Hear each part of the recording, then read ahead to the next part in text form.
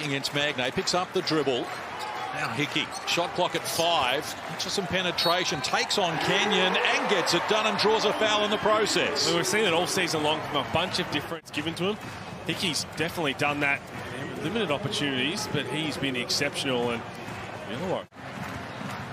Chance for Jack McVeigh to bring the JackJumpers back up the floor. 90 seconds played. Still looking for their first score. He breaks the drought. Took them 90 seconds to score. They backed it up with 2 in 15 seconds. Froling, nice job. Go ahead, excellent Sammy. Finish. Look at the Amy replay. I'm not sure anybody else in the league loves a keeper more than Sam Froling. With the handoff, the fake handoff, and especially when he's got a shooter like... Put the Hawks back in front, but McVeigh getting busy. The other end shut down by Deng.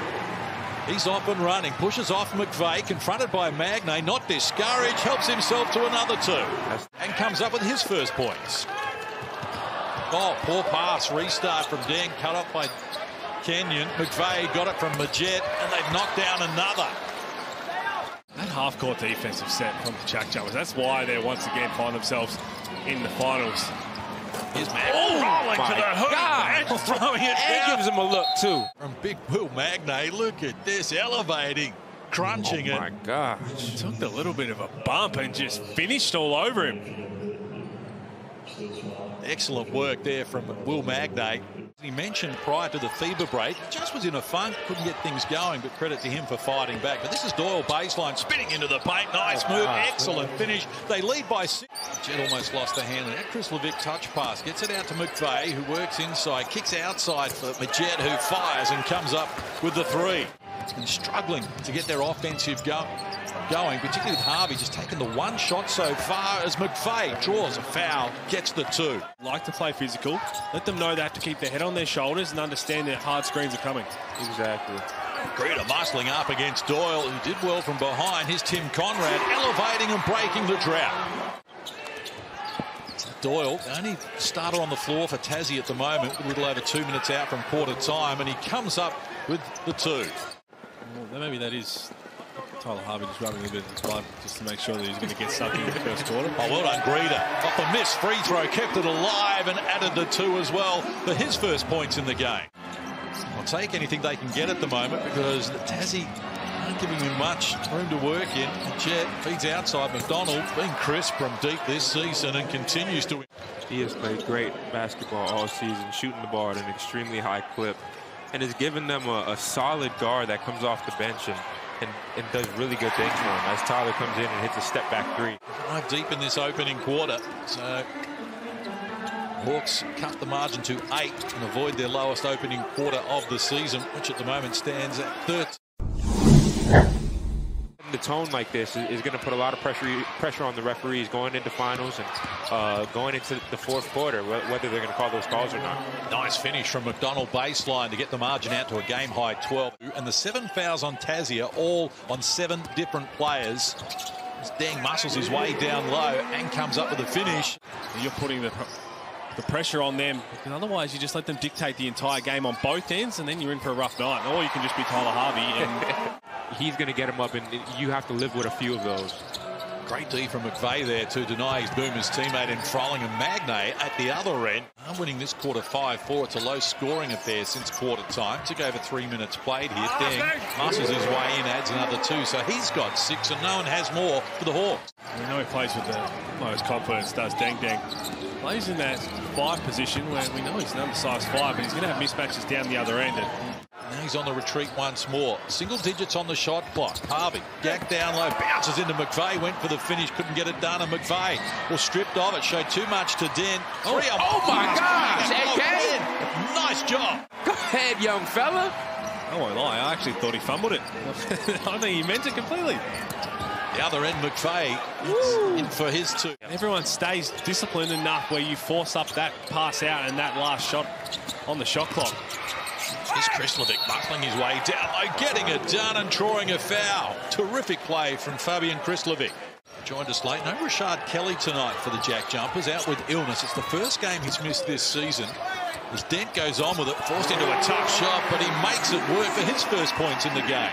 And that way the defense has to decide, if you're Matt Kenyon, am I switching? Is it like for like? Am I staying attached? That's where you can kind of put the defense in 2 minds. But so it's a 12-point lead now. 2.5 to play until the major break. Harvey got away with a push there, and he's got some advice there for Matt Kenyon as well. Weeks wears 97 because when he was with the Hawks back in 2016, he had to wear the blood jersey, number 97. He liked it so much. He's equal game high 13-point margin here in favour of JackJumpers as Froling goes coast to coast, comes up with the 2. McVeigh pushes his way down low against Madronya, likes his chances, and that's why he's in the double figures. That half-court set, they ran that a bit last season. They are quick to exploit it, whether it's Doyle, whether it's McVeigh, whoever it is, they'll go at it. Here is Doyle on cue, a little around the rim and falls. He's got 9 in the game. Code word is hook. New South Wales, 3 burgers as Froling celebrates the burgers with a dunk at the other end. Right on the buzzer, they fire up deep. Tassie. Chance for Sam Froling and the Hawks. Puts it up to Harvey. He's been well contained. Comes up with 2 more, so he's into double figures. Took the JackJumpers 90 seconds to score at the start of the game. It's taking a little bit longer here at the start of the second half, but Doyle breaks the drought. So definitely no need for it. There's not, and the reason he's doing it with the referee so far away is he probably thinks he might get away with it. Yeah, exactly. Froling going to work. Nice finish from Sam Froling. It's starting to fray at the edges. Nice pass. McVeigh. Tough finish as well. Got it from Doyle. Adds to his tally. A little over 5 minutes to play here in the third quarter as Tassie JackJumpers look to sew up 4th spot. Guaranteed home final. And Froling patient there. Adds to his tally. He's into double figures. Yeah, just a little bit update on Josh. He is still out the back. I just had a chat with the physio. It's not great. It doesn't look like he's going to come back. They're not really sure what it is. Very big swelling. Yeah, Tyler Harvey sitting late in this third, just to build on what Pete Hooley was saying a moment ago. Firstly, McVeigh with a miss, now cleaned up by Doyle.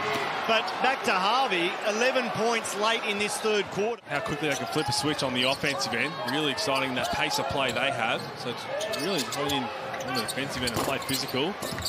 It's Clint Steiner, that's a great shooter's role. for them. New Zealand with superior percentage can take back second if they beat Brisbane.